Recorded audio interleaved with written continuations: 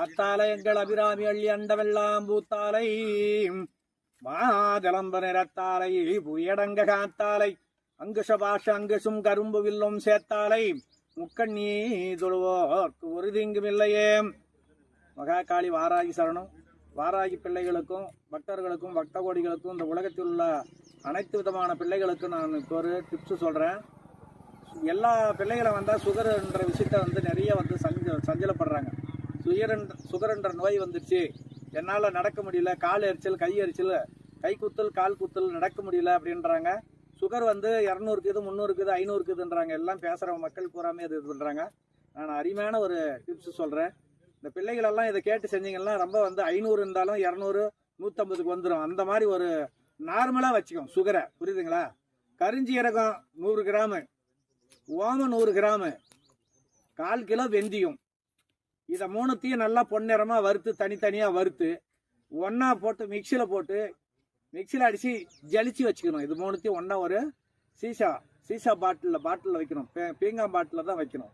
டப்பாவில் இதெல்லாம் வேணாதில்லை. இதில் தான் மூணுத்தையும் சேர்த்து நைஸாக இது பண்ணி அரைச்சிட்டு மூணுத்தையும் தனித்தனியாக ஜலிச்சு ஒன்றா சேர்த்து அரைச்சி வச்சுட்டு அது கூட வந்து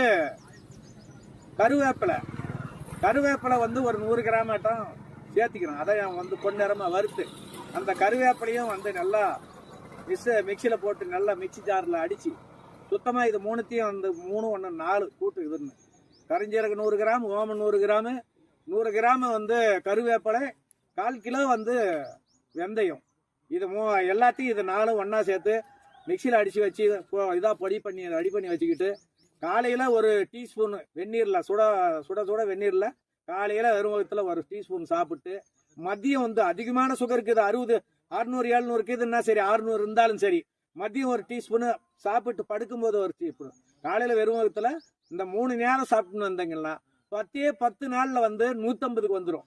நார்மலாக 150க்கு வந்துடும். இதே போல் நீங்கள் வந்து ஒரு 6 மாதம் தொடர்ந்து சாப்பிட்டீங்கன்னா ஒரு 6 மாதத்துக்கு மேலே 2 நேரம் சாப்பிட்ற மாத்திரை 1 நேரம் சாப்பிட்லாம். 3 நேரம் மாத்திரை சாப்பிட்றவனா தான் ஒரு 2 நேரம் சாப்பிட்டுக்கலாம். 2 நேரம் சாப்பிட்றவனா தான் 1 நேரம் குறைச்சிக்கலாம்.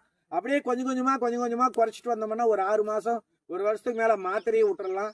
இதேவே எடுத்துக்கலாம். உணவே மருந்துன்ற மாதிரி இருக்கும். ரொம்ப சிறப்பாக இருக்குது. இந்த டிப்ஸ் சொல்லி பல ஆயிரம் பேர் என் ஆலயத்துக்கு வந்த மக்களை வந்து சாப்பிட்டுருக்குறாங்க. புண்ணு ஆறாத புண்ணு இருந்தாலும் சரி 10 நாளில் புண்ணு ரெடி ஆகும். இந்த இதை சாப்பிட்டு வரும்போது நல்லா வந்து நாக்கு வறட்சி இருக்காது, தண்ணி தாகம் ஏதாவது அதிகமாக இதாகாது, உடல் கை கால் சோர்வு இருக்காது, ரொம்ப ஆக்டிவிட்டியாக இருப்பாங்க. கரியாப்பழை, ஓமம், கருஞ்சீரகம், வெந்தயம், இதுதான். வெந்தயம் மட்டும் 1/4 கிலோ எடுத்துக்காங்க. இது மீதி